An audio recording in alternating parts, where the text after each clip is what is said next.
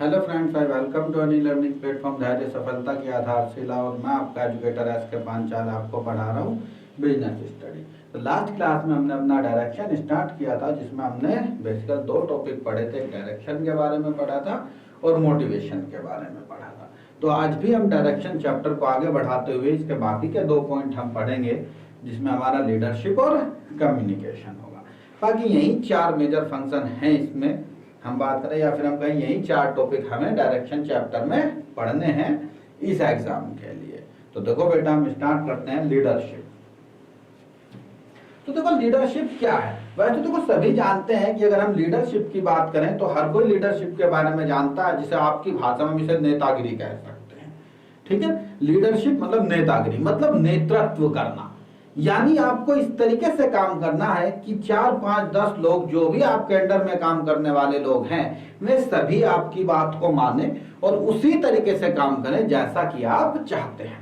तो यहाँ पर भी लीडरशिप का मतलब यही है। अगर हम ऑर्गेनाइजेशन में बात करें तो लीडरशिप का मतलब है इस तरीके से लोगों को इन्फ्लुएंस करना, यानी इस तरीके से लोगों को अपने प्रभाव में लेकर आना, ताकि वे किसी एक व्यक्ति की बात माने और फिर वे सब मिलकर किसी एक विशेष उद्देश्य के लिए काम करें। यही हमारा कहलाता है लीडरशिप। यानी अगर मैं शॉर्ट में कहूं तो लीडरशिप या नेतृत्व का मतलब है लोगों को अपने प्रभाव में लेना, और इस तरीके से प्रभाव में लेना ताकि वे हमारी बात माने और जो काम चाहते हैं वे सभी मिलजुल कर लें और अपना कोई विशेष ऑब्जेक्टिव प्राप्त कर सके। तो देखो बेटा, यहाँ पर लीडरशिप का क्या मीनिंग है। कहते हैं लीडरशिप इज दैट प्रोसेस। आपको तो लीडरशिप मिल रहा है, ये बेटा ये लो, नहीं मिलेगा क्या। कहता है leadership is that process through which the people in a group are influenced. यानी एक ग्रुप के अंदर पीपल इस तरीके से इन्फ्लुएंस किए जाते हैं, इन सच मैनर, इस तरीके से इन्फ्लुएंस किए जाते हैं that they automatically start using their full capacity. इस तरीके से लोग प्रभावित किए जाते हैं, इस तरीके से लोग इन्फ्लुएंस किए जाते हैं ताकि वे अपने फुल कैपेसिटी के साथ काम करें। किस लिए? For the attainment of collective objective, और अपने किसी विशेष उद्देश्य को प्राप्त करने के लिए लोग फुल कैपेसिटी के साथ में काम करें। इस तरीके से लोगों को इन्फ्लुएंस करना, यानी इस तरीके से लोगों को प्रभावित करना, इस तरीके से लोगों को अपनी बात मनवाना, ये कहलाती है लीडरशिप। ठीक है, तो अकॉर्डिंग टू जॉर्ज आर्टरी कहते हैं leadership is the ability of influencing people. कहता है लीडरशिप क्या है? लीडरशिप लोगों को प्रभावित करने की योग्यता है। यानी आप एक अच्छा ऐसा लेक्चर दे कि लोग आपकी बात को सुने, तो आप क्या करें? भाई अच्छा नेता है। क्यों? क्योंकि लोग इसकी बात सुनते हैं, अच्छे से सुनते हैं। जब इसकी बात सुनते हैं तो लोग इसकी बातों से प्रभावित होते हैं, तो इसे कहा जाता है लीडरशिप। तो यही कहा जाता है leadership is the ability of influencing people. लोगों को प्रभावित करने की एक प्रक्रिया है to strive willingly for mutual objective, ताकि हम किसी विशेष उद्देश्य को प्राप्त कर सकें। समझे? ताकि वे लोग इच्छा से विशेष उद्देश्य को प्राप्त करने के लिए काम कर सकें। म्यूचुअल ऑब्जेक्टिव होता है मिला जुला सभी का ऑब्जेक्टिव, उनका भी जो प्रभावित हो रहे हैं और उनका भी जो प्रभावित कर रहे हैं। वैसे म्यूचुअल का मतलब आपसी होता है। तो देखो हमने डेफिनेशन पढ़ी, समझ में आया। यानी लीडरशिप क्या है? लोगों को प्रभावित करने की एक प्रक्रिया है। अब इसके क्या क्या फीचर्स हैं? तो देखो features of leadership, influencing process. सबसे पहले आपने देखा इन्फ्लुएंसिंग प्रोसेस, यानी यहाँ पर लोगों को प्रभावित करने की एक प्रक्रिया है। ठीक है बेटा, देखो छोटे छोटे और स्मॉल पॉइंट है, इनमें हमें बहुत ज्यादा टाइम नहीं लगाना, बिल्कुल इजी से पॉइंट है, बस आपको इन्हें समझ में आना चाहिए। फिर आप इन्हें देखो, कई बार बच्चे पूछते हैं सर मैं इसे लिख दूं नंबर मिलेंगे, सर मैं कैसी भी लैंग्वेज में लिख दूं नंबर मिलेंगे। बेटा नंबर आपको जरूर मिलेंगे, लेकिन बस एक बात ध्यान रखना, आपको जो वर्ड है वो थोड़ा बुक पढ़ के यूज करने हैं। दैट मीन्स आपको सब्जेक्टिव वर्ड यूज करने हैं। अगर आप सब्जेक्टिव वर्ड यूज नहीं करेंगे तो फिर आपको मार्क्स कम मिलेंगे, यानी मिलेंगे तो जरूर, लेकिन फिर बहुत ही कम मिलेंगे। और अगर आप सब्जेक्टिव वर्ड यूज करेंगे तो फिर आपको 100% मार्क्स मिलेंगे। ठीक है, तो कहता है हियर इन्फ्लुएंसिंग मींस। अब इन्फ्लुएंसिंग मींस का क्या मतलब होता है भाई? इन्फ्लुएंस करना क्या होता है? इन्फ्लुएंस करने का मतलब होता है लोगों को अपने प्रभाव में ले लेना, यानी मैंने एक बात 10 लोगों को बताई और 10 के 10 लोग मेरी बात मानकर उस पर लोग काम करने के लिए एग्री हो गए, तो क्या कहेंगे लोग, भाई अच्छा नेता है, समझे, इसकी बात लोग मानते हैं। तो यही इन्फ्लुएंस करना होता है। तो इन्फ्लुएंसिंग प्रोसेस कहता है here influencing means bringing other under one's own influence, कह रहा दूसरों को किसी एक के प्रभाव में लाना ही इन्फ्लुएंस कहलाता है। A leader behaves with his followers in such A way that they automatically, क्या कहता है, एक लीडर का ऐसा प्रभाव होता है विद हिज फॉलोअर्स, कि अपने फॉलोअर्स के साथ, यानी जो उसके अधीनस्थ हैं, जो उसके नीचे काम करने वाले हैं, इस तरीके say that they automatically come under his influence, ताकि लोग ऑटोमेटिकली ही उसके प्रभाव में आ जाएं। यानी इस तरीके से बात बनाना, ये नहीं बताना कि नहीं जी तुम सब मेरी बात मानोगे तभी तुम्हें, नहीं, इस तरीके से उनसे बात करो, इस प्रोसेस से उनसे बात करो, इस मिठास से उन लोगों से बात करो, ताकि उन्हें लगे आज बहुत बढ़िया बात कह रहा है, समझे, ताकि आपको लगे हाँ हाँ भैया देखो सब बात इसी के फायदे की है। तो जब उन्हें ऐसा लगेगा तो वो आपकी बात जरूर मानेंगे, प्रभावित होंगे आपसे। सही बात करो, कहता they start working as they are told by their leader, समझेगा। तो फिर वे क्या करेंगे, वे काम करना शुरू कर देंगे आपके कहे के अनुसार। यानी वे क्या करते हैं, they start working as they are told by their leader, जैसा उनके लीडर ने कहा है फिर वे वैसा ही काम करना स्टार्ट कर देंगे। कहता it is said that the exercise of influence is the essence of leadership, कहता जो इन्फ्लुएंस है वो इन्फ्लुएंस करना ही लीडरशिप का आधार है, लीडरशिप का सार है, इसेंशियल एलिमेंट है। यानी सबसे आवश्यक तत्व लीडरशिप का यही है कि आप लोगों को प्रभावित कर सको, लोगों को प्रभावित कर सको, यानी इस तरीके से लोगों से बात करो ताकि लोग आपकी बात को माने और फिर आपके कहे अनुसार काम करें। सेकंड पॉइंट हमारा behaviour changing process. Behaviour changing process मतलब व्यवहार परिवर्तन प्रक्रिया, यानी आप ऐसा, यानी लोगों से ऐसे बात करें, माना कोई आपकी बात नहीं मानना चाहता, या कोई जैसे कहते हैं ना भाई इसका तो बिल्कुल ठेठ व्यवहार है, ये नहीं सुनता किसी की, तो आप उन लोगों से ऐसे बात करें ताकि वे भी आपकी बात माने, तभी तो लगेगा कि हाँ प्रभावित हैं लोग, आपकी बात मानते हैं। जैसे कहते हैं समझदार से तो सभी काम करवा लेते हैं, फिर अच्छे लीडर क्या हुए, भाई अच्छा लीडर वो है जो उससे भी काम करवा सके जो काम नहीं करना चाहता है। अच्छा टीचर वो है जो बच्चा क्लास में नहीं आना चाहता वो भी उसकी क्लास को सुनने के लिए आए,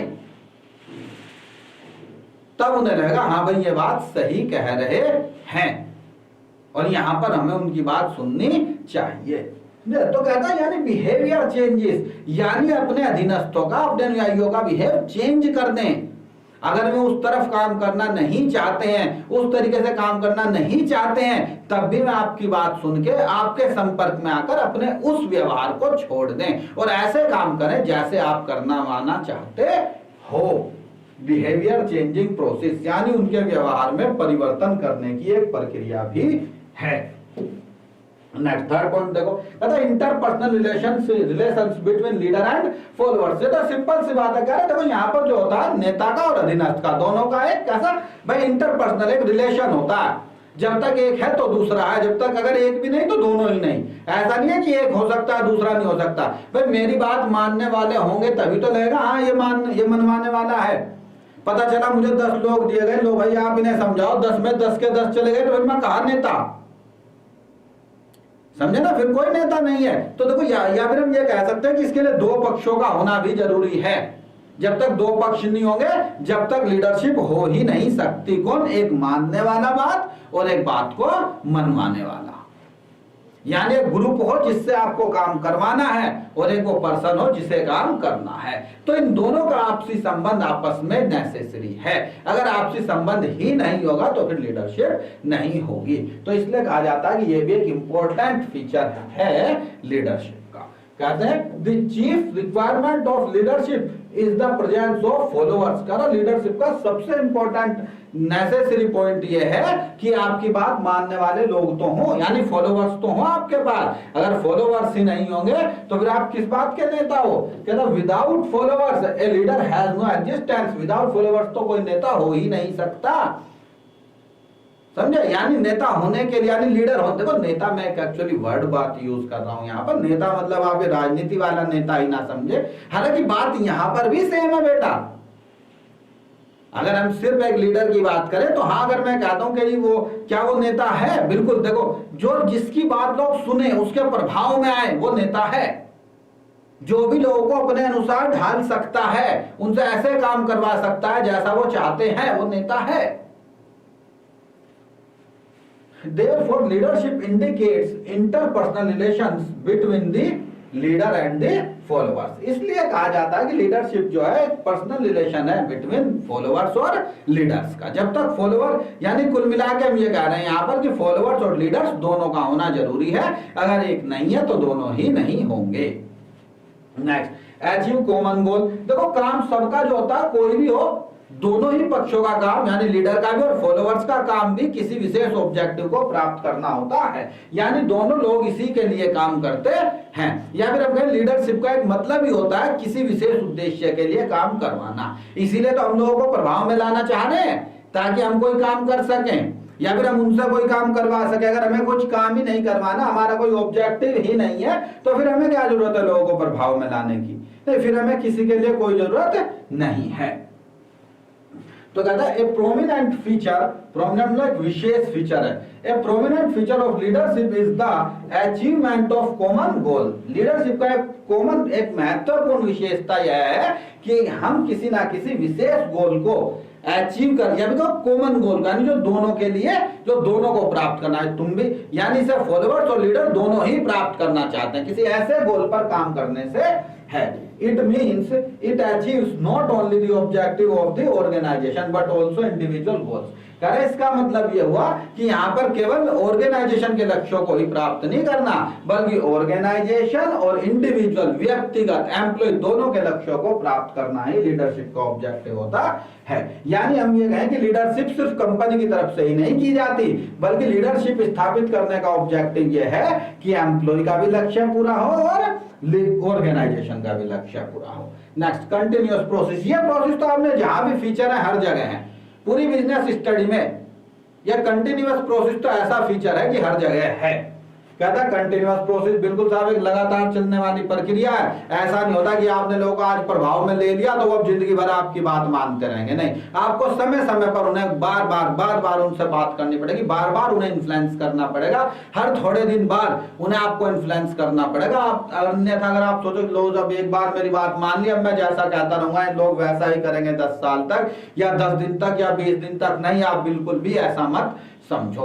इन्हें समय समय पर कंटिन्यू प्रोसेस में बार बार आपको इन्फ्लुएंस में लेना ही पड़ता रहता है। कहता है manager has to use his leadership ability continuously. एक मैनेजर को लीडरशिप एबिलिटी कंटिन्यू चाहिए, ऐसा नहीं है कि एक बार कर लिया और फिर काम finish. It means that it is needed not on any particular occasion but it is needed at all the times. कारण लीडरशिप कोई ऐसी नहीं है जो किसी एक ओकेजन पे कर दी जाए और उसके बाद फिनिश हो जाए, नहीं, बल्कि आपको टाइम टू टाइम हर थोड़े थोड़े समय बाद ये करती रहनी पड़ती है। तो बेटा अब देखो टाइप्स ऑफ लीडरशिप, तो फीचर्स पढ़ लिया आपने, 5 फीचर्स थे, पांचों के पांचों हमने पढ़ लिए हैं। अब नेक्स्ट है हमारा टाइप्स ऑफ लीडरशिप और लीडरशिप स्टाइल, यानी लीडरशिप होती कितने तरीके की है, यानी कैसे कैसे लोग एक दूसरे को प्रभावित करते हैं, है ना। कुल मिलाकर हम कैसे लोगों से बात करें कि लोग हमसे प्रभावित हों। तो देखो बेटा इसमें अलग अलग 3 तरीके की लीडरशिप है जो हमारे कोर्स में है। कहता है ऑटोक्रेटिक लीडरशिप स्टाइल, निरंकुश नेतृत्व शैली, डेमोक्रेटिक लीडरशिप स्टाइल, लोकतांत्रिक नेतृत्व शैली, और लाइसेंस फेयर या फिर laissez faire leadership style, laissez faire leadership style. ठीक है बेटा, यानी 3 तरीके की स्टाइल है या फिर 3 टाइप है। वैसे मैं आपको शॉर्ट में बताऊं कैसा।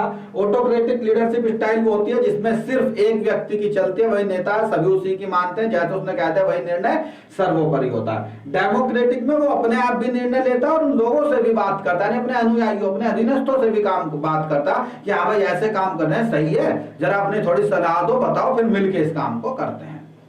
और लाइसेंस फेयर लीडरशिप स्टाइल होता है कि यहाँ पर जो लीडर्स होते हैं वे अपनी सारी जिम्मेदारी अपने अधीनस्थों को देकर फ्री हो जाते हैं, समय समय पर उनसे कभी कभी बात करते हैं कि हाँ भाई ये काम हो रहा है या क्यों नहीं हो रहा है। अब एक एक करके हम पढ़ते हैं ऑटोक्रेटिक लीडरशिप स्टाइल। ज्यादा इस पर टाइम लगाने की जरूरत नहीं है, बहुत सिंपल सिंपल से पॉइंट है, तो इन्हें हम देखते हैं। तो कहता ऑटोक्रेटिक लीडरशिप स्टाइल, कहता this style is also known as the leader centred style. कैसा? ये नेता केंद्रित शैली भी है, नेता केंद्रित पद्धति, यानी इसमें जो भी काम करने हैं किसे करने हैं? लीडर को ही करने हैं।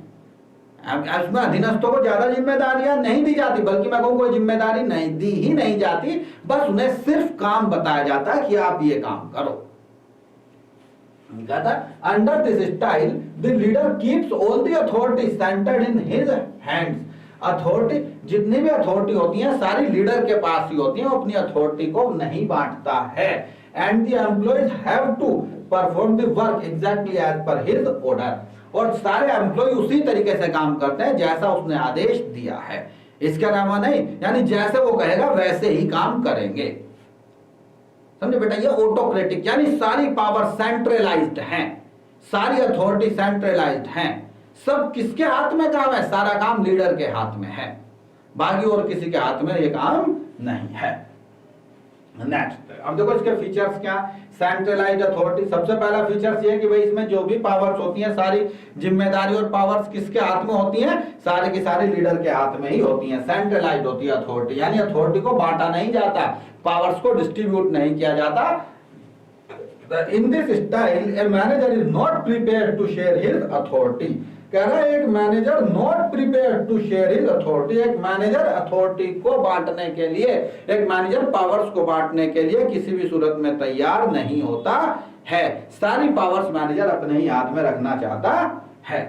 पावर्स में रेस्पॉन्सिबिलिटी यानी उत्तरदायित्व भी होता, वो तो ऑब्वियसली बात है, जिसके पास जिम्मेदारी है, जिसे पावर्स दी गई है, रेस्पॉन्सिबिलिटी भी उसी की होती है। ये बात तो बेटा आप ध्यान रखना हमेशा, ऐसा नहीं होता कि रेस्पॉन्सिबिलिटी किसी की और पावर किसी की नहीं, जिसमें काम कर, जिसे काम दिया गया, जिसे काम की जिम्मेदारी दी गई है, वही व्यक्ति उसका उत्तरदायित्व भी होगा, रेस्पॉन्सिबिलिटी भी उसी की होगी।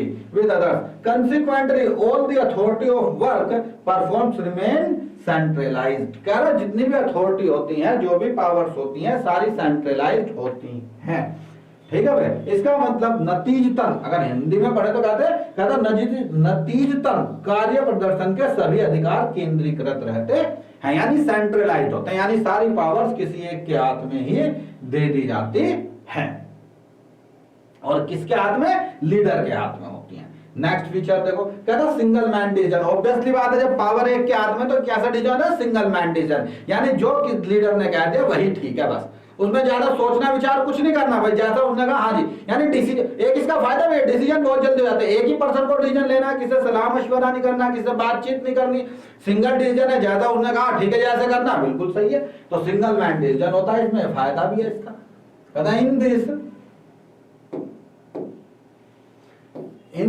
Style of leadership the manager himself takes all the decision. सारे डिसीजन कौन लेता है? मैनेजर ही लेता है। He takes it for granted that he does not need any other individuals. इसमें डिसीजन लेने के लिए किसी और व्यक्ति की कोई आवश्यकता नहीं होती है, सिर्फ, या फिर हम कहें किसी को भी डिसीजन लेने की आवश्यकता नहीं होती है। थर्ड पॉइंट देखो बेटा, इसमें कहता है रॉन्ग बिलीफ रिगार्डिंग एम्प्लॉइज, यानी एम्प्लॉइज पर जो होता है ना, हमें कोई ज्यादा विश्वास नहीं होता, बल्कि एम्प्लॉइज के बारे में हम यही कहें कि बस यही मान के चलते हैं कि नहीं ये ज्यादा इंटेलिजेंट है, बस इन्हें काम बताते रहो वही करेंगे। यानी हम सिंपल सी भाषा में कह सकते हैं कि ऑटोक्रेटिक लीडरशिप स्टाइल के अंतर्गत एम्प्लॉइज पर ज्यादा विश्वास नहीं किया जाता है, उन पर ज्यादा भरोसा लीडर को नहीं होता है।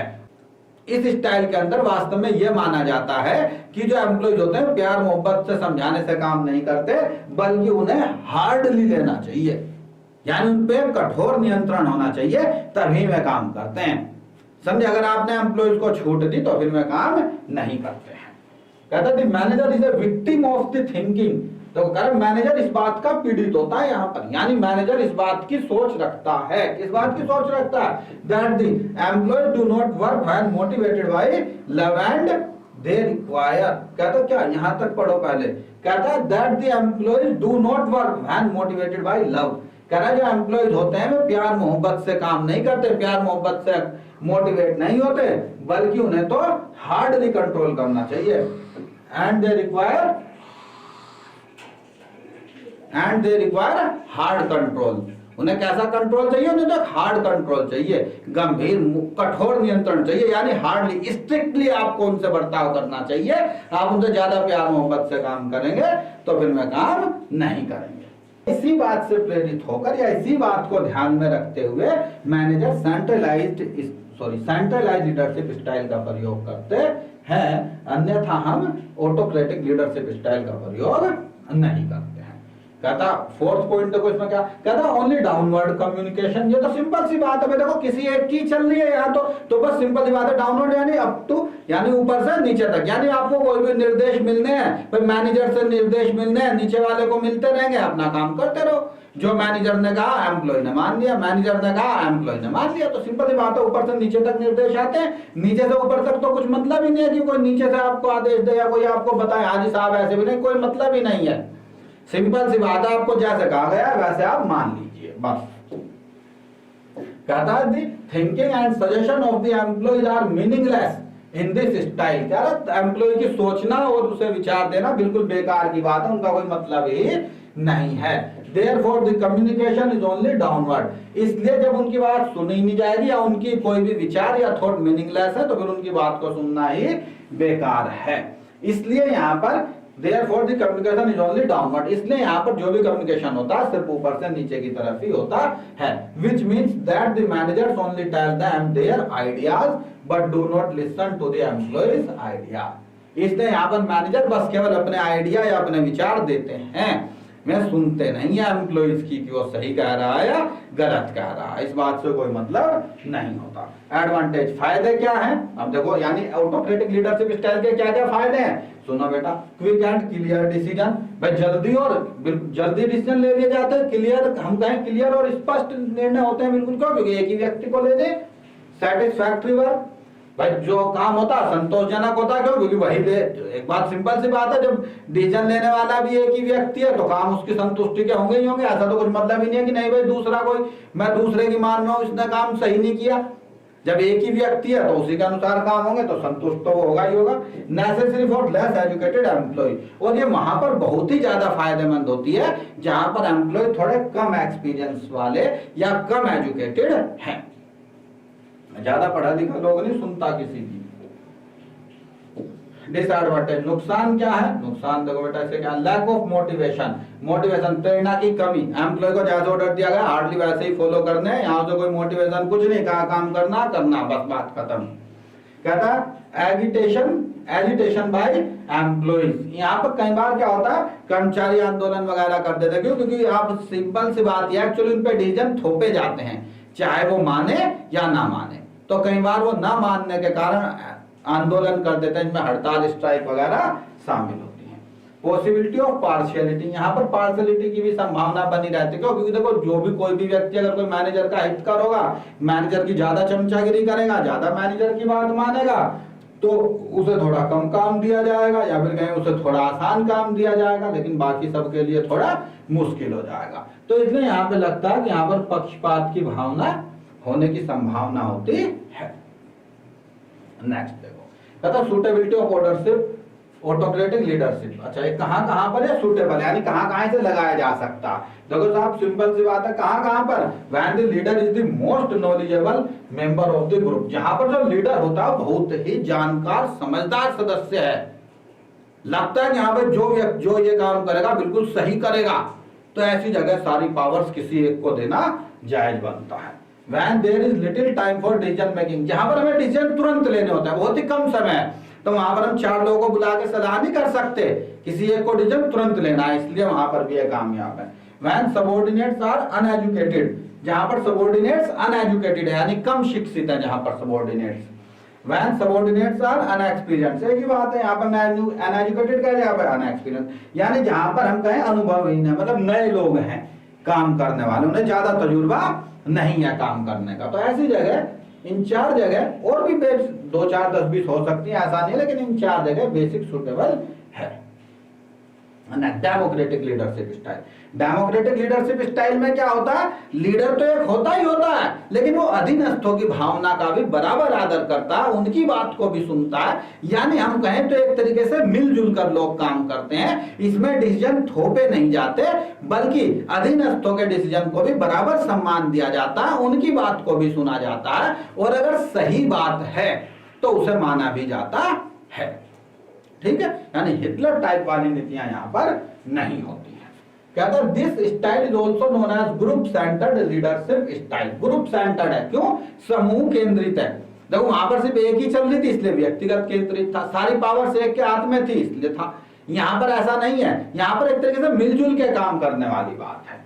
These days this leadership style is very much in vogue।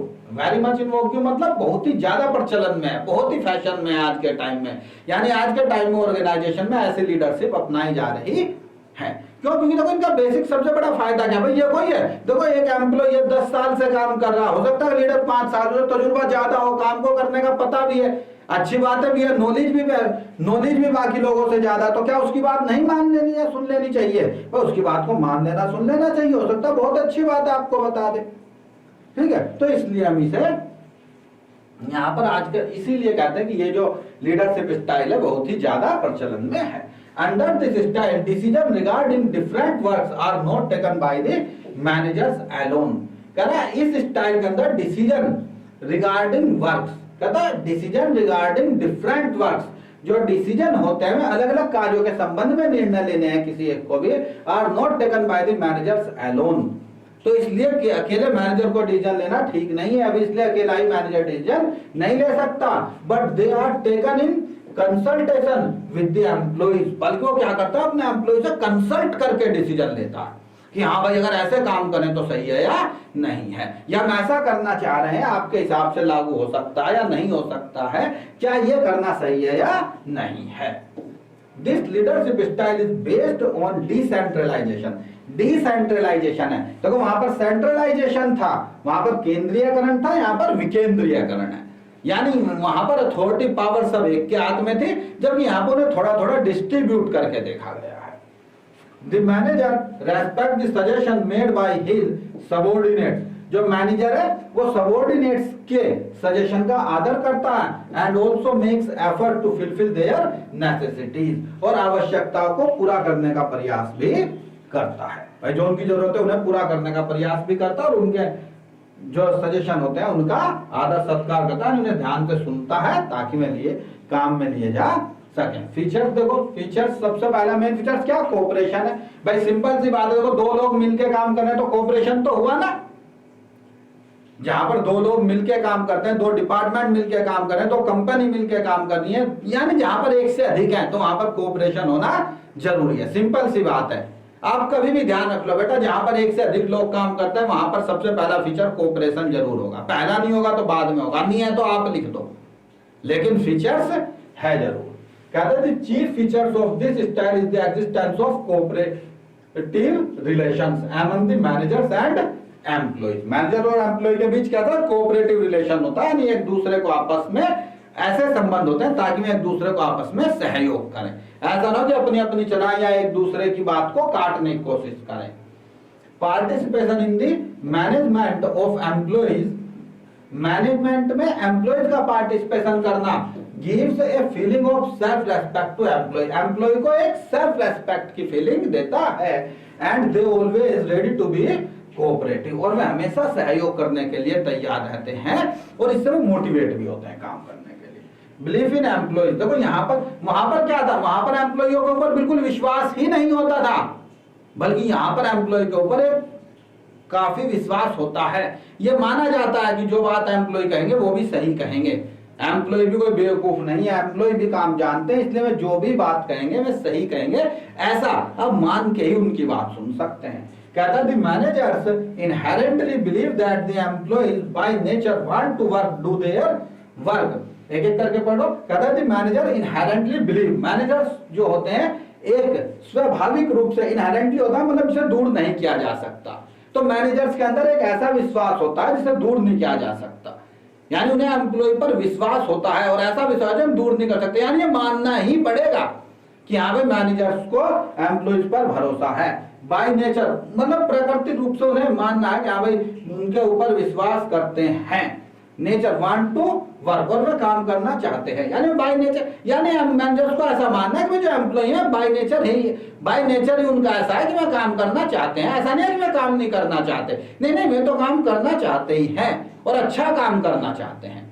ऐसा नहीं है कि वे काम से बचना चाहते हैं। वहां पर हम क्या मान रहे थे कि वे काम से बचना चाहते हैं, वे प्यार मोहब्बत से नहीं काम करेंगे, उन्हें डरा धमका के रखो, हार्ड ली लो। और यहाँ पे क्या करें, नहीं, एम्प्लॉय का तो नेचर ही काम करने के लिए होता है, काम तो एम्प्लॉय करेगा ही, अगर काम नहीं करेगा तो हमारे पास क्यों आया है। देखो कितना इफेक्ट है दोनों बातों में, कितना फर्क है दोनों बातों को मानने में। Do their work with interest, accept their responsibility and try to perform their work in a good manner. नहीं लिखा, हाँ बिल्कुल, इन अ गुड मैनर। क्या है वो, यानी हम कहते हैं वर्क विद इंटरेस्ट, यानी वे जो काम करना चाहते हैं बाय नेचर ही में अपने काम को इंटरेस्ट के साथ करते हैं। ऐसा नहीं है कि वे काम से बचना चाहते हैं। एक्सेप्ट देयर रेस्पॉन्सिबिलिटी, और वे अपनी जिम्मेदारियों को समझते हैं। And try to perform their work in a good manner, और वे अपने काम को अच्छे तरीके से करना चाहते हैं, या फिर कहें अच्छे तरीके से काम को करते हैं। Next, open communication. यहाँ पर ओपन कम्युनिकेशन होता है दोनों के बीच, यानी जो अधीनस्थ होते हैं, जो हमारे एम्प्लॉइज होते हैं, वे मैनेजर्स को कुछ बात बता सकते हैं और मैनेजर्स उन लोगों को बात बता सकते हैं। तो हम कहते हैं टू वे कम्युनिकेशन होता है। आप हमें बताओ, हम आपको बताएंगे। जबकि ऑटोक्रेटिक में कैसा कम्युनिकेशन था, डाउन, ऊपर से नीचे की तरफ डाउनवर्ड कम्युनिकेशन था। जबकि यहाँ पर कम्युनिकेशन क्या था, ओपन कम्युनिकेशन है। आप हमें बताओ, हम आपको बताएंगे। ठीक है, तो सिंपल सी बात है। This style encourage open communication among the managers and the employees. दोनों के बीच क्या था, तो ओपन कम्युनिकेशन होता है। Open communication means two way communication, यानी टू वे कम्युनिकेशन होता है, उधर से भी और इधर। जैसे टू वे रोड होता है ना, इधर से भी लोग जा रहे हैं, उधर से भी लोग जा रहे हैं। इसी तरीके से कम्युनिकेशन भी होता है भाई, मैनेजर्स एम्प्लॉय को बात बताते हैं और एम्प्लॉय मैनेजर्स को। बात बताने का मतलब है सजेशन देते हैं, ऐसे नहीं कि वो उसकी कमी निकाल रहा, वो उसकी कमी निकाल रहा है ना। दोनों एक दूसरे को बात बताते हैं, यानी meaning thereby that apart from saying their own thought the managers receive the suggestion. यानी देखो, मैनेजर्स अपने थॉट देते हैं, या फिर कहो हम उनके थॉट्स लेते हैं, और आपस में, यानी हम कुल मिला के कहें जो भी थॉट्स हैं, जो भी सजेशन है, उनका आदान प्रदान किया जाता है। और वो बड़े तरीके से आनंदित होकर, बड़े तसल्ली पूर्वक ये बात मान कर कि एम्प्लॉय काम करना चाहते हैं, उनके सजेशन को सुना जाता है। ऐसा नहीं कि हमने ये बात मन में रख रखी है, नहीं ये तो बेवकूफ है, जो कह रहा है बेकार ही कहेगा। नहीं बेटा, ऐसा नहीं है। यहाँ पर प्लेजर वर्ड का मतलब ही ये है। यहाँ पर खुशी जो है, ये खुशी को ऐसी वैसी खुशी नहीं है। ये खुशी का मतलब है कि इस प्लेजर के अंदर आदर छिपा हुआ है। यानी हम ये बात मान के चलेंगे कि मैं जो कह रहे हैं सही कह रहे हैं, तभी हम उनकी बात पे ध्यान देंगे। माना आपको लग रहा है कि सर जो पढ़ा रहे हैं सही पढ़ा रहे हैं, तभी तो आप मेरी बात को सुनोगे, तब आपको समझ में भी आएगा।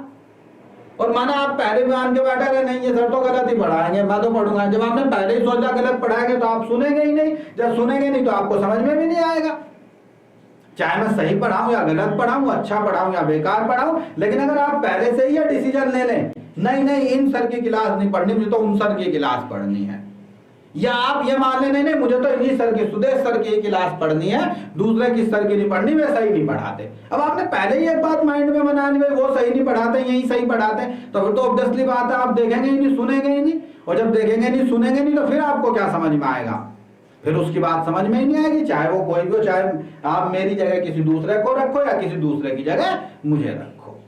तो इस प्लेजर का मतलब यही है यहाँ पर, यानी इस आनंद में एक आदर भी छिपा हुआ। एडवांटेज क्या फायदा है यहाँ पे इनका? हाई मोरल, जो एम्प्लॉयज होते हैं उनमें उच्च मनोबल होता है, उनका मनोबल बढ़ता है। Creation of more efficiency and productivity, जो काम होता है अधिक दक्षता और अधिक उत्पादकता में होता है, क्योंकि एम्प्लॉयज को भी लगता है ना हमारी भी सुनी जा रही है। नहीं, और देखो मान लो किसी एम्प्लॉय की आपने नहीं सुनी और उसी की आप मैनेजर ने थोप दो, अगर मैं कर ही नहीं रहा हूं, एक ना कहीं पे नेगेटिविटी बनी रहेगी। यहाँ पर उसमें पॉजिटिविटी आ जाएगी कि यार देखो मेरे कहे के अनुसार काम हो रहा, अगर काम अच्छा नहीं हुआ तो मेरे पास भी एक जिम्मेदारी आ जाती है। Availability of sufficient time for constructive work, यहाँ पर क्या होता है, किसी भी काम को करने, किसी भी बात को समझने के लिए हमारे पास एक पूर्ण समय होता है। कहता है रचनात्मक कार्य के लिए पर्याप्त समय की उपलब्धता। यानी बिल्कुल तसल्ली से काम करते हैं। हमारे पास सब यहाँ जल्दी वाला काम नहीं कि बहुत ही कम टाइम में फिर आप अपना नहीं, यहाँ ज्यादा टाइम होता। Disadvantage requirement of educated subordinate, सबसे बड़ा डिसएडवांटेज ये कि यहाँ पर आप अनएजुकेटेड पर्सन नहीं रख सकते हैं।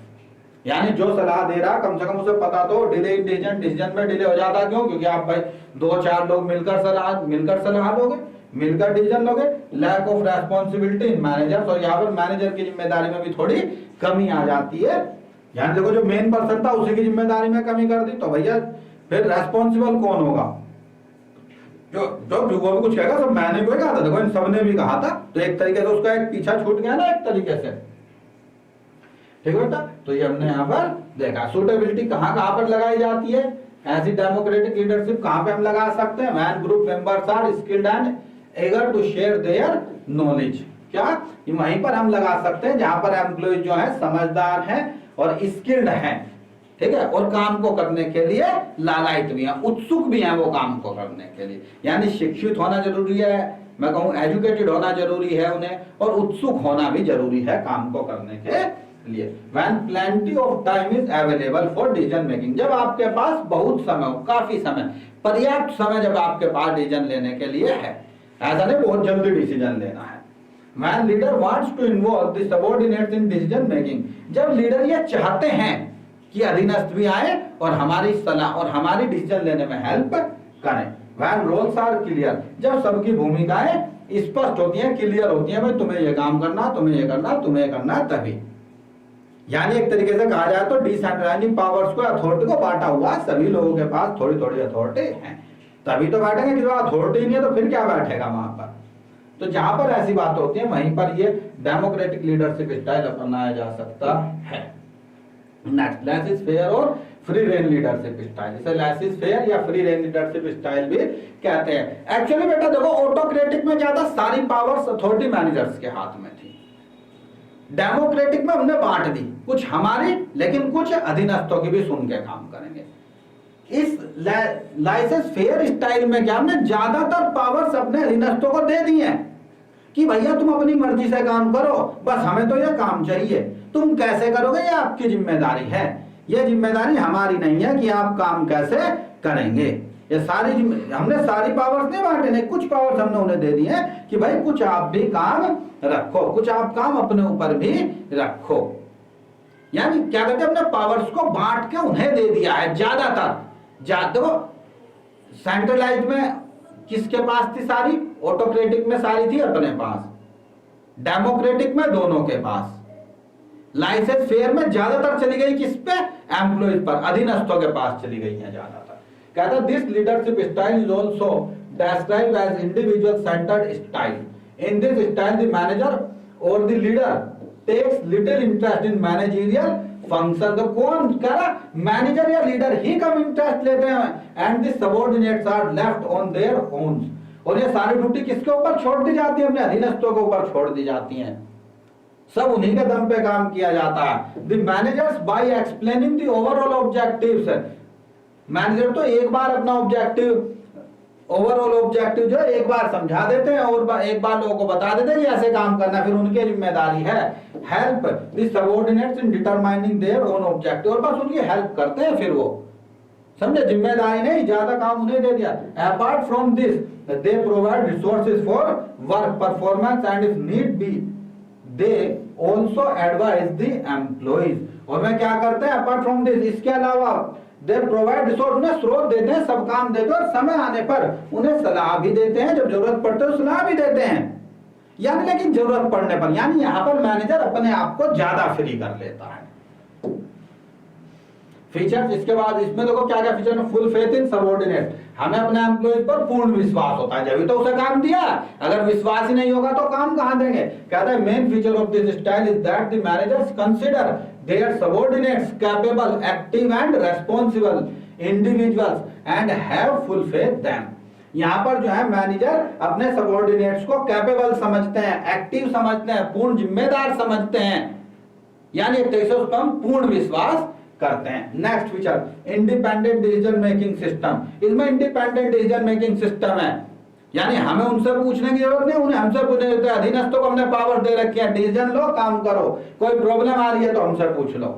In this style, the management related decisions are taken by the subordinates instead of the managers. यहाँ पर डिसीजन कौन लेते हैं? मैनेजर्स नहीं लेते, बल्कि मैनेजर्स के स्थान पर सबऑर्डिनेट से डिसीजन लेते हैं।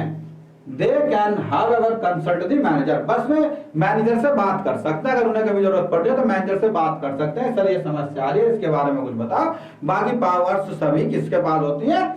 एम्प्लॉइज के पास ही होती है। डिसेंट्रलाइजेशन ऑफ अथॉरिटी, यहाँ पर अथॉरिटी का डिसेंट्रलाइजेशन हो चुका है अगर देखा जाए तो। भाई डिसेंट्रलाइजेशन क्या हो चुका? क्योंकि सारी पावर्स किस पे चली गई है? हमारी अधीनस्थों पे चली गई है, मैनेजर्स के पास कुछ बाकी नहीं है। It means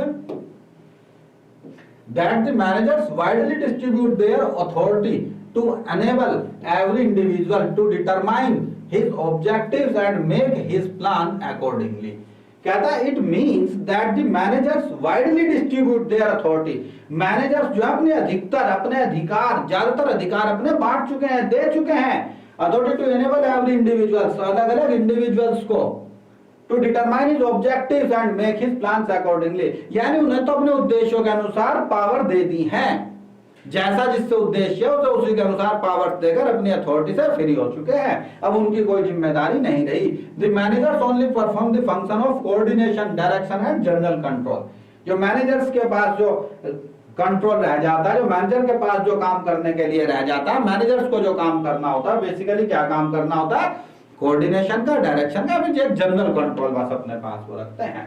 self directed, after having once explained the objectives, भाई एक बार अपने ऑब्जेक्टिव को एक्सप्लेन करने के बाद the only job of the manager is to interfere only in adverse situation. तो सिर्फ सिर्फ मैनेजर तब इंटरफेयर करता है जब सिचुएशन कुछ गड़बड़ा जाती है या फिर स्थिति कुछ अलग हो जाती है, यानी ऐसी स्थिति नहीं रहती है जिस स्थिति में काम दिया गया था, ऐसी सिचुएशन में ही बस इंटरफेयर करते हैं, फिर इंटरफेयर नहीं करते हैं। The supervision and control is done by the employees themselves. तो सुपरविजन भी सारा यानी किसे करना है? एम्प्लॉइज को अपने आप ही करना होता है, कोई भी हस्तक्षेप यहाँ पर मैनेजर्स का नहीं रहता है।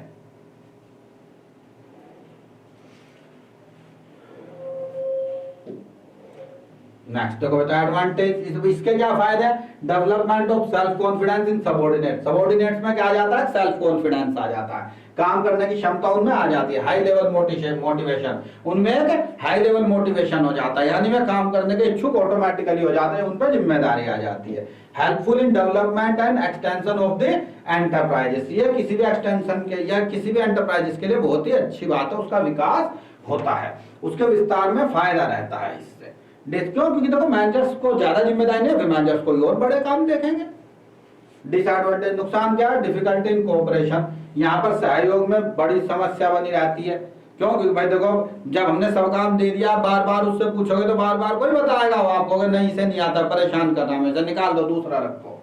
Lack of importance of managerial post, और यहाँ पर सही मायने में तो जब प्रबंधकीय पोस्ट हो जाती है उसका महत्व भी कम हो जाता है, क्योंकि काम करने वाले तो दूसरे हैं ना, तो भी ये क्यों खाली कुर्सी पे बैठा हुआ है, तो उसका महत्व कम हो जाता है, खत्म नहीं हो जाता। ध्यान रखना, suitable only for highly educated employee, और यहाँ पर में ही लोग यानी हाईली एजुकेटेड और हाईली एक्सपीरियंस्ड, ऐसे भी लिख सकते हैं आप, इसके साथ में एक्सपीरियंस्ड वर्ड भी लिख सकते हैं, यानी हाईली एजुकेटेड और हाईली एक्सपीरियंस्ड वर्ग जो एम्प्लॉय होते हैं वही यहाँ पर काम कर पाते हैं।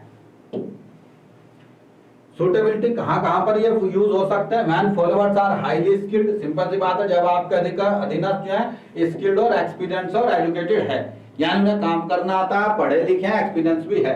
When followers have pride in their work and they drive it successfully on their own, जब जो फॉलोअर्स होते हैं एक तरीके से अपने काम को पूरा करने में गर्व महसूस करते हैं और उस काम को पूरा करते भी हैं। ऐसा नहीं कि सिर्फ गर्व महसूस कर लिया, हाँ मुझे काम मिल गया ठीक है मैं काम देख लूंगा, नहीं, ऐसा महसूस भी करते हैं और उस काम को ऐसा करते भी हैं। यानी एक तरीके से हम कहें जहां फॉलोअर्स इस काम के इच्छुक होते हैं कि जी हाँ हम ये काम कर लेंगे, जबरदस्ती यहाँ पर अथॉरिटी नहीं दी जा सकती है। Outside expert such as staff specialist और कंसल्टेंट्स आर बीइंग यूज्ड।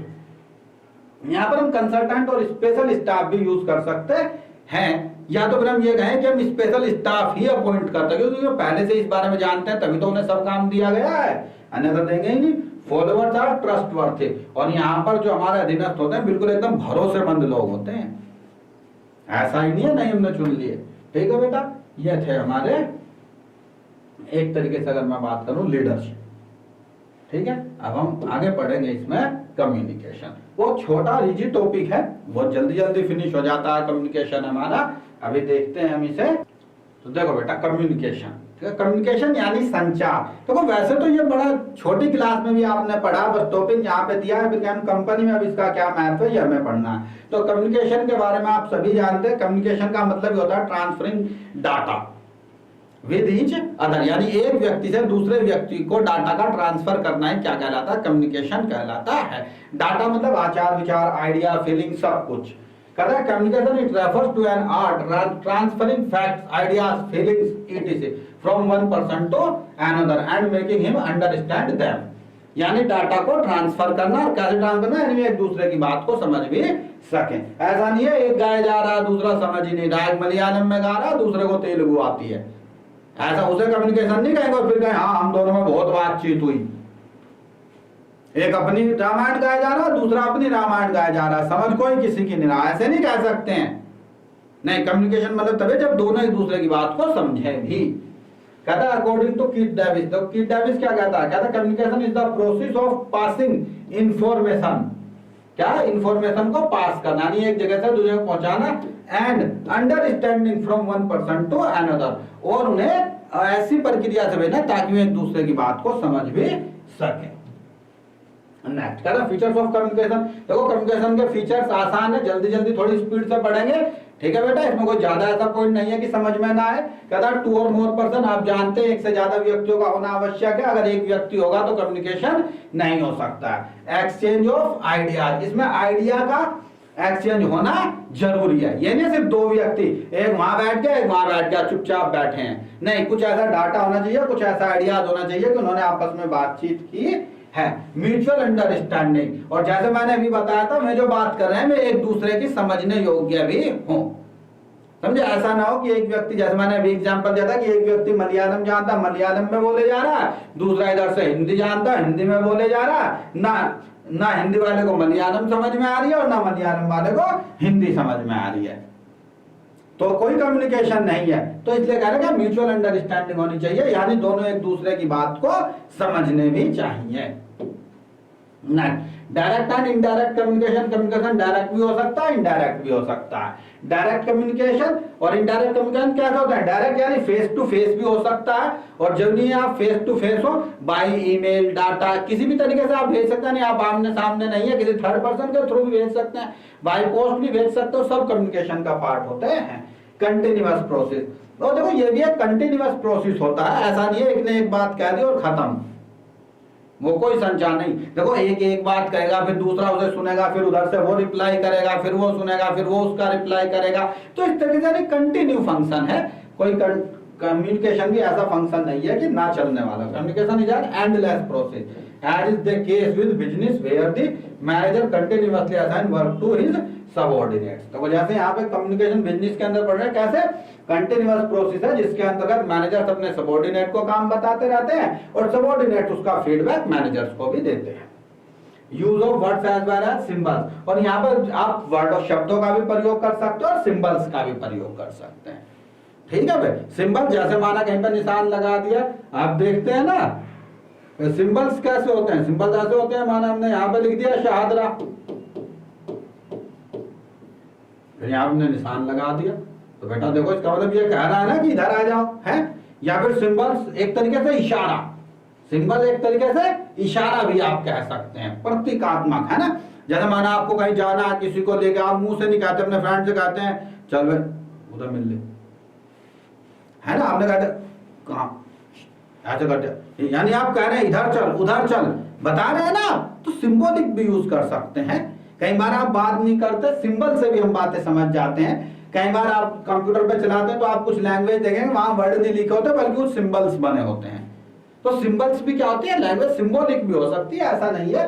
ये जो लैंग्वेज है क्या, एक लैंग्वेज ही तो है, सिंबॉलिक है ये। इसका मतलब है यानी शादरा इधर मुड़ना है, यानी देखो इसका क्या मतलब है, यानी इसका मतलब है इधर मुड़ना है। जिसमें इस एरो जिधर ये एरो का मुंह होता है इसका मतलब है इधर, है ना। तो बेटा इनसे ये सिंबॉलिक लैंग्वेज है, कहीं कहीं तो हमें जरूरी होती है सिंबॉलिक, क्योंकि आप लिख दे शहादरा इधर मुड़ना, माना देखो लो आप लिख दो शहादरा के लिए इधर मुड़े, हैं इधर मुड़े। अब देखो आप खुद पहचान किधर मुड़े, इधर किधर, है ना। तो देखो ये सारा काम क्या कर रहा है, एरो काम कर रहा है। तो भैया इधर मोड़ना है तो इधर को बना दो, इधर मोड़ना है तो इधर को बना दो। तो जल्दी आप शब्दों का भी प्रयोग करें, सिंबल्स का भी प्रयोग कर सकते हैं।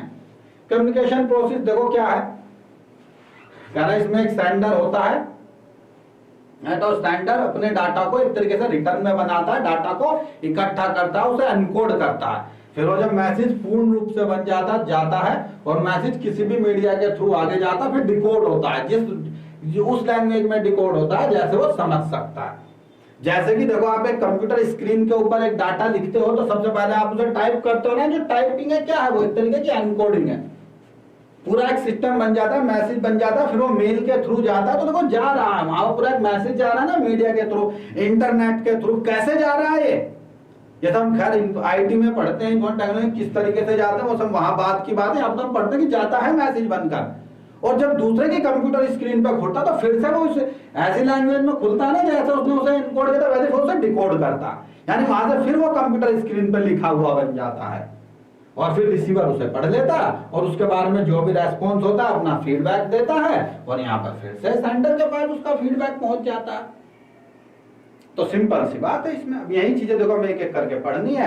ये कह रहा है नोएसिया आपके कोर्स से हट गया है एक्चुअली, यानी यहाँ पर आपके कोर्स से ये हट गया पॉइंट, हट गया तो ये नहीं है कि ये कम्युनिकेशन प्रोसेस में नहीं होगा। एक्चुअली क्या प्रॉब्लम होती है जब डाटा ट्रांसफर होता है, तो किस किस टाइप की प्रॉब्लम्स होती हैं। बैरियर ऑफ कम्युनिकेशन, तो बैरियर ऑफ कम्युनिकेशन अभी आपके कोर्स में नहीं है। अब देखो मैं बता दिया सेंडर कौन होता है, डाटा को भेजने वाला। मैसेज क्या होता है, वो डाटा होता है जो जा रहा है। एनकोडिंग क्या होता है, वो कन्वर्टिंग प्रोसेस होता है। मीडिया ट्रांसमिशन, जिसके थ्रू डाटा जा रहा है वो मीडिया ट्रांसमिशन कहलाता है। नेक्स्ट रिसीवर, जिस व्यक्ति को भेजा जा रहा है जो उसे प्राप्त करेगा वो रिसीवर होता है। फिर decoding, the sender can send his ideas briefly, देखो जरा पढ़ो यहाँ पर डिकोडिंग कहता है the sender can send his ideas briefly in the form of symbols or diagrams, understanding it correctly is called decoding। जैसा उसने भेजा सिंबल्स और प्रोग्राम्स और डायग्राम्स के अंतर्गत उसे ही समझने के लिए फिर से जो लिखा जाता है डिकोड कहलाता है।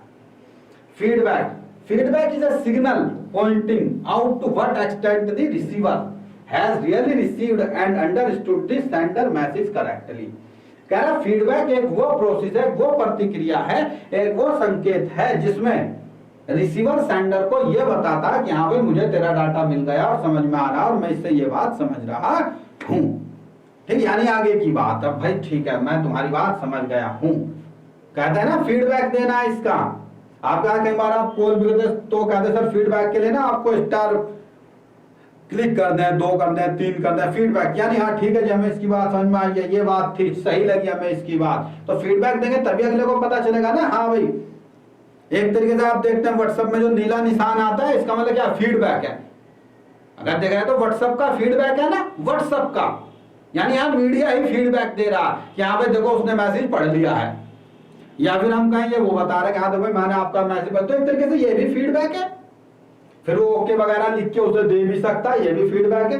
जब तक दूसरे कोई रिप्लाई नहीं आता तो आपको लगता है कि आप टेक्स्ट मैसेज भेजो, आपको क्या पता उसने पढ़ा नहीं पढ़ा, जब वो लिख के कुछ भेजेगा उसके रेस्पॉन्स में सही या गलत तब आपको लगेगा हाँ भैया पढ़ लिया, यानी फीडबैक। उसे क्या समझ में आया था। टाइप्स ऑफ कम्युनिकेशन देखो बेटा 2 टाइप के कम्युनिकेशन होते हैं, एक फॉर्मल कम्युनिकेशन होता है, एक इनफॉर्मल कम्युनिकेशन होता है। एक्चुअली मैं आपको बता दूं ये टॉपिक छोटा हो गया है, पहले ये भी 3-4 क्लास का टॉपिक हुआ करता था, लेकिन बहुत सारा आपके सिलेबस से डिलीट कर दिया गया है, या फिर मैं ये कहूं कि मई 2022 में जो एग्जाम होने वाला है उसमें बहुत सारा टॉपिक नहीं आना है, इसलिए वो यहां से नहीं लिया गया। आपको सिर्फ वही पढ़ाया जा रहा है जो आपके एग्जाम में आना है। कभी कुछ बच्चे किताब लेके बैठे और कह रहे हो सर ने ये नहीं पढ़ाया, सर ने वो नहीं पढ़ाया, तो बेटा मैं वही पढ़ा रहा हूँ, आप अपना सिलेबस चेक करें। अगर किसी को कोई भी कंफ्यूजन है, सीबीएसई की वेबसाइट पे सिलेबस दिया हुआ, तो वहां से भी आप इसे देख सकते हैं कि सर पूरा प्रॉपर पढ़ा रहे हैं या नहीं पढ़ा रहे हैं। तो फॉर्मल कम्युनिकेशन क्या होता है, यानी जहां पर एक सिस्टम के थ्रू कम्युनिकेशन किया जा रहा है, जहां पर भेजने वाले की जिम्मेदारी है, प्राप्त करने वाले की जिम्मेदारी है, एक स्पेशल चैनल के थ्रू भेजा जा रहा है। यह कैसा होता है, ये तो फॉर्मल कम्युनिकेशन, सबकी अपनी अपनी ड्यूटीज हैं, ये फॉर्मल कम्युनिकेशन है। ऐसा नहीं है आपने भीड़ में खड़े होकर चिल्ला दिया, जिसे सुनना था सुन लिया, जिसे नहीं सुनना था नहीं सुना, वो इनफॉर्मल होता है। फॉर्मल है सिस्टम के तरीके से, सिस्टमैटिक। कहता formal communication refers to interchange of information officially. क्या कहता फॉर्मल कम्युनिकेशन, वो फॉर्मल कम्युनिकेशन रेफर्स टू, यानी क्या, औपचारिक संचार आधिकारिक तौर पर सूचना के आदान प्रदान को संदर्भित करता है। यानी यहाँ पर जो सूचना आदान प्रदान की गई है ऑफिशियली ट्रेंड से की गई है। ऐसा नहीं है जिसमें बता दिया कि ना सुनाओ तो ठीक है, ना सुनाओ तो नहीं। यहाँ पर सुनने वाले की और बताने वाले की दोनों की अपनी जिम्मेदारी होती है। The flow of communication is for the information to reach the desired place without any hindrance. Hindrance होता है बाधा। यानी यहाँ पर देखो, तो फ्लो ऑफ कम्युनिकेशन है वो इंफॉर्मेशन, यानी जो भी इंफॉर्मेशन है वो पहुंचाई जाती है, या फिर हम कहें वो एक उचित तरीके से पहुंचाई जाती है बिना किसी हिंड्रेंस के, यानी बिना किसी बाधा के इंफॉर्मेशन एक जगह से दूसरी जगह पर जाती है at a little cost and a proper way. क्या, कम से कम लागत और सही रास्ते से, यानी सही तरीके से इंफॉर्मेशन का, यानी हम कहें फॉर्मल कम्युनिकेशन मतलब प्रॉपर तरीके से बातचीत करने का जो ढंग है वो फॉर्मल कम्युनिकेशन है। जैसे मैं आपको एक सिंपल सा एग्जांपल बताऊं, जैसे माना आप क्लास में लिखते हैं, पेपर लिखते हैं, आपको पहुंचाना, तो देखो आप सिस्टम से क्वेश्चन नंबर लिखते हैं, सब कुछ लिखते हैं, डाटा, आप एक इन्फॉर्मेशन तो पहुंचा रहे हैं, डाटा अपनी कॉपी तो वहां भेजें, सब कुछ सिस्टम से करते हैं, फॉर्मल कम्युनिकेशन। लेकिन वही आप घर पे प्रैक्टिस कर रहे हैं, कुछ रास्ता नहीं, रफ काम यहाँ पे कर दिया, मन करा, फिर 4 पेज पीछे पलटे, वहां पे कर दिया, काला सा पेज ले लिया, कोई जिम्मेदारी नहीं है, पेज खोता खो जाए, फटता फट जाए, कल मिले या ना मिले, है ना, वो क्या इनफॉर्मल है। लेकिन यहाँ पर क्या था, जब आप पेपर देते हैं फॉर्मल सिस्टमैटिक ढंग से काम होता है, रोल नंबर यहाँ पे लिखना है, इस लैंग्वेज में लिखना है, सब्जेक्टिव वर्ड यूज करने हैं, कर फॉर्मल, ठीक है। ओरल देखो इसके फीचर्स क्या होते हैं, ये रिटर्न भी हो सकता है, ओरल भी हो सकता है। Formal communication can both be written and oral. Daily works are handled through oral communication while the policy matter require written communication. कह रहे जो डेली की बातें में तो ओरल में चल जाती हैं, लेकिन जो स्पेसिफिक बातें उनके लिए हमें रिटर्न स्टेटमेंट ही बनाने होते हैं। फॉर्मल रिलेशंस, एक फॉर्मल रिलेशंस होता है, यानी जो जिसे सूचना भेज रहा है उनके बीच एक रिलेशन होता है, यानी कि उसने उसे बता दी, जिम्मेदारी खत्म नहीं, एक उसी व्यक्ति को बताएगा। जैसे अपर लेवल यानी high level management middle level को, middle level management lower level को, तो क्या है, एक क्या है, सबके बीच एक संबंध है ना वन लेवल का। ऐसा तो नहीं है ना कि सीधे जाके हाई लेवल मैनेजर ने सीधे जाके एम्प्लॉइज को बता दिया, ऐसा नहीं हो सकता। यहाँ पर कहता this communication is adopted among those employees where formal relations have been established by the organisation. यानी उन्होंने एक सिस्टम तय किया है कि भाई ये व्यक्ति इसी व्यक्ति को बताएगा, तभी बात मानी जाएगी। ऐसा नहीं कि बीच में से कोई भी उठ के किसी को कोई भी बात बता देगा, नहीं, प्रेस्क्राइब्ड पाथ, एक उचित रास्ता भी तय किया जाएगा। उसे बताएंगे कि भाई अगर आपको मेल से भेजना है तो आप मेल से ही भेजेंगे, अगर आपको व्हाट्सएप से मैसेज करना है तो आप व्हाट्सएप से मैसेज करेंगे, समझे। यानी हमने एक पाथ जो है निर्धारित कर दिया गया है कि हम डाटा ट्रांसफर करने के लिए ऐसे ही काम करेंगे। कहता है the communication has to pass through a definite channel while moving from one person to another. यानी एक व्यक्ति से दूसरे व्यक्ति के पास डाटा पहुंचाने के लिए हम एक उचित चैनल का प्रयोग करेंगे जो पहले से निर्धारित किया गया है। Next, organisational message. कहता ऑर्गेनाइजेशनल मैसेज, कहता this channel is concerned with the authorised organisational message only and their personal message are out of its jurisdiction. यानी यहाँ पर जो बात करें आप ऑर्गेनाइजेशनल संबंधित ही बातें करेंगे, पर्सनल बातों की यहाँ पर कोई वैल्यू नहीं है। पर्सनल बात आप कुछ भी कहें अपनी, इसका इससे कोई मतलब नहीं है। यहाँ पर सिर्फ ऑर्गेनाइजेशनल वाली बातें ही की जाएंगी। डेलिब्रेट एफर्ट, सुविचारित प्रयास। कहता this channel of communication is not established automatically ये ऐसा नहीं कि अपने आप ही बन जाते हैं चैनल, नहीं नहीं बेटा, ये स्टैब्लिश किए जाते हैं, बनाए जाते हैं। ऐसा नहीं है मैं कल अरे यार तेरे पास मैसेज अपने आप ही चले गया था, मैंने तो नहीं नहीं भेजा है, हमने तय किया है कि ऐसे काम करना है, but efforts have to be made for its creation. ये जो है बनाने पड़ते हैं, ऐसे प्रयास करने पड़ते हैं, इनका निर्माण किया जाता है। ऐसे नहीं है कि अपने आप ही आपसे कहां से सूचना मिली, अरे यार मिल गई कहीं से, बस मैंने सुनी थी बात, या सुनने वाला डाटा नहीं चलता, यहाँ पर बताना पड़ता है कहां से मिला है। It is decided keeping in view the objective of the organisation. यह संगठन के उद्देश्यों को ध्यान में रखते हुए तय किए जाते हैं। यानी ऐसे नहीं है कि अपने आप ही आप कहने अपने आप ही पहुंच गया होगा, नहीं नहीं बेटा, जो भी एफर्ट, जो भी मैसेज, जो भी चैनल्स होते हैं वे इस्टेब्लिश किए जाते हैं, बनाए जाते हैं, एक सिस्टम बनाया जाता है यहां पर डाटा ट्रांसफर करने के लिए। इनफॉर्मल कम्युनिकेशन, इनफॉर्मल कम्युनिकेशन में किसी की कोई जिम्मेदारी नहीं होती। यहाँ पर नॉर्मली जो एक दूसरे से बात कर रहे हैं वो आते हैं इनफॉर्मल कम्युनिकेशन के अंदर। जैसे चार फ्रेंड्स बैठ के आपस में गॉसिप्स कर रहे हैं, वो भी तो डाटा ट्रांसफर कर रहे हैं, लेकिन वो इनफॉर्मल कम्युनिकेशन है। ऐसा तो नहीं है ना चार लोग बैठे हैं, पहले मैं तुझे पहले ए बी को जोक सुनाएगा, फिर बी सी को सुनाएगा, सी डी को सुनाएगा, है ना। अरे यार तूने ए ने सी को कैसे सुना दिया, तुझे रूल नहीं पता क्या है, ऐसे नहीं हो सकता ना। तो इनफॉर्मल कम्युनिकेशन जहां पर कोई किसी की बेसिक जिम्मेदारी नहीं है, बेसिकली हम नॉर्मल बात करने में, मेंबरशिप वगैरह में आपस में चार मेंबर्स बात कर रहे हैं वहां पर, यानी एक तरीके से कहीं ना कहीं देखा जाए तो लेवल सेम ही होता है। हाँ अलग अलग भी हो सकता है, ऐसा नहीं है कि बिल्कुल सेम, अलग भी हो सकता है, लेकिन ये कोई ऑर्गेनाइज्ड मेथड नहीं होता, डेलिबरेटली स्थापित नहीं किया जाता, ये ऑटोमेटिकली हो जाते हैं। कहता है informal communication refers to interchange of information unofficially.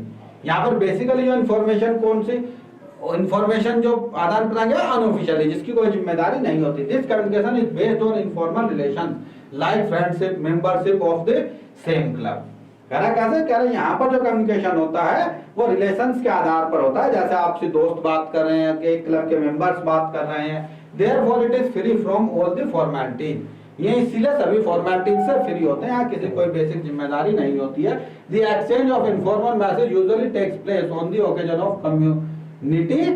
अब जो क्या रखा था, the exchange of informal message, यहाँ पर जो बेसिकली इंफॉर्मल मैसेज ट्रांसफर किए जाते हैं, एक्सचेंज किए जाते हैं, usually takes place on the occasion of community. कह रहा है किसी कम्युनिटी के विशेष ओकेजन पर बात की जाती है। कम्युनिटी मीन्स अच्छा चलो भाई एक संस्थागत खाना हो रहा है, सोशल ओकेजन कोई सामाजिक बात हो रही है, यानी कोई सामाजिक अवसर है, कोई पार्टी या किसी पार्टीज में लोग बैठे हुए हैं, तो इस तरीके से यानी ये तब पैदा होता है, तब ये कम्युनिकेशन किया जाता है। ये अपने ऑफिस में बैठ के नहीं किया जाता, चलो भाई आज ऑफिशियली गॉसिप करेंगे, है नहीं ना। तो गॉसिप कब करेंगे, आप खाने पे होंगे, पार्टी में होंगे, कहीं बैठे होंगे फालतू जगह, कहीं ऐसे ही बैठे होंगे, तभी तो आप इधर उधर की बात करेंगे, या कोई ऑफिस में बैठ के करेंगे। कहते हैं informal communication is also called a grapevine communication because grapevine communication के ये कम्युनिकेशन के एक तरीके से चैनल कह लो या सिस्टम कह लो थे, जब आपके कोर्स से हटा दिए गए हैं, अब नहीं है। Grapevine communication because there is no definite channel of communication, यानी यहाँ पर डाटा ट्रांसफर करने का कोई बेसिक रूल नहीं होता है, कोई कैसे भी ट्रांसफर कर सकता है। ये ग्रेपवाइन क्या होता था, ऐसा होता था, ये कहता है अंगूर लाता है, इसने इसे बताया चार लोगों को, ले भाई ने इन चार को बताया, लो जितना आगे इन चार को बता दिया, फिर आगे इसने इन्हें बता दिया, और हो सकता है ना दो को ही बता, इनका देते हम चार को बता रहे, तूने इसने किसी को भी नहीं बता रहा, इन्हें फिर आगे 20-25 को बता दिया, फालतू की बात। तो इसलिए यानी आपको एस्टैब्लिश चैनल नहीं होता, नहीं भाई ये इसे बताएगा, ये इसे नहीं, ऐसा कुछ नहीं है, बस डाटा ट्रांसफर करना कैसे भी हो जाए, जिम्मेदारी भी नहीं होती।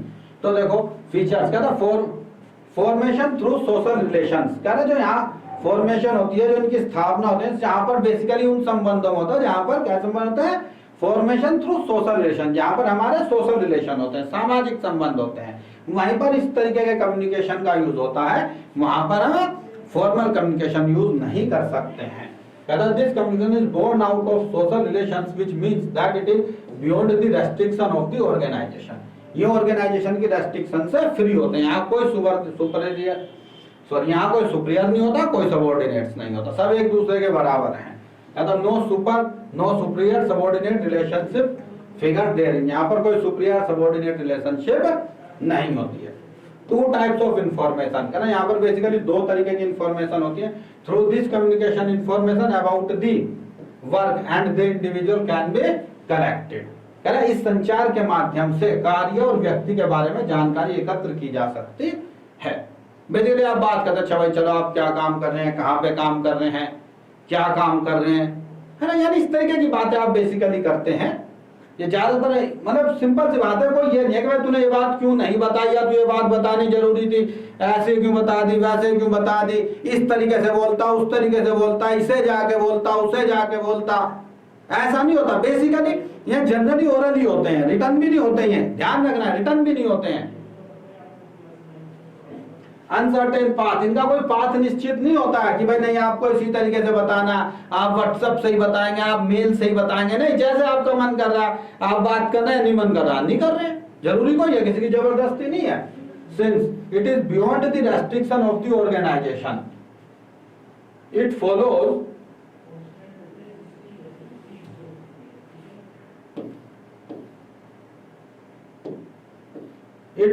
no definite channel like a grapevine moves in a zigzag manner, zigzag manner है, पता ना आपको, अंगूरी बेल की तरह वक्र तरीके से चलते हैं, यानी इसमें कोई स्टैब्लिश चैनल स्थापित नहीं होता कि आप इसी तरीके से बात करेंगे। आपका मन करा दो लोग आपस में बात कर रहे हैं, आपका मन करा आपने चार लोग इकट्ठे करके कोई बात सुना दी, कोई जबरदस्ती यहाँ पर किसी भी टाइप की नहीं होती है।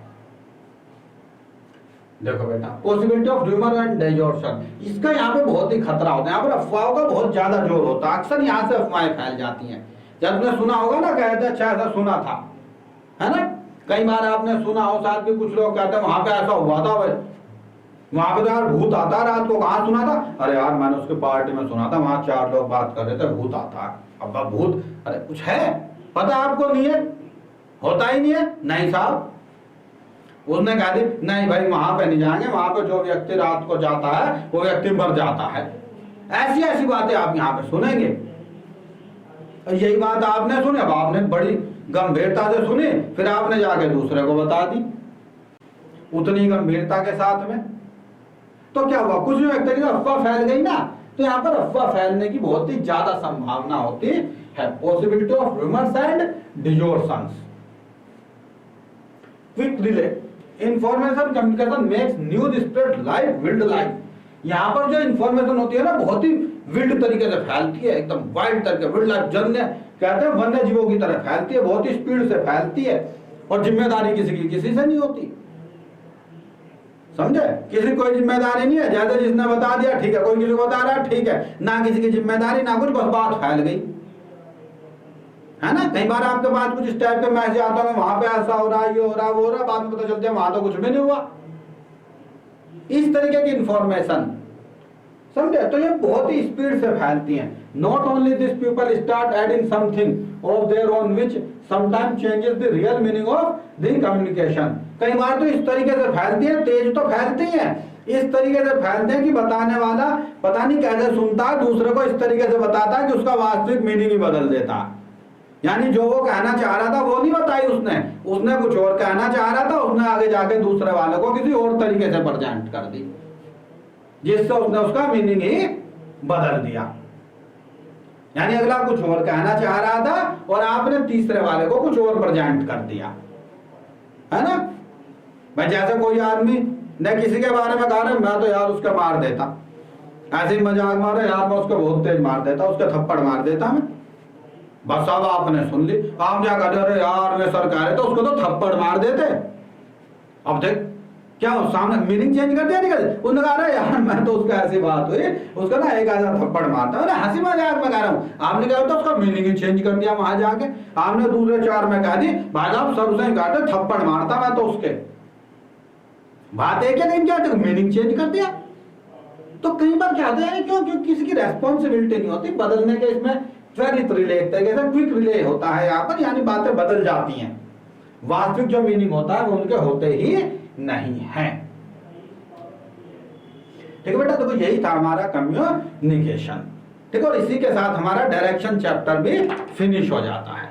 ठीक है, तो बेटा देखो जितना इस जितना इस बार के एग्जाम में आ रहा है उतना हमने आपको प्रॉपर वे में पढ़ाया है। बस आप अपनी कंटिन्यू क्लास लेते रहें और ध्यान से अपनी क्लास को लगातार पढ़ते रहें।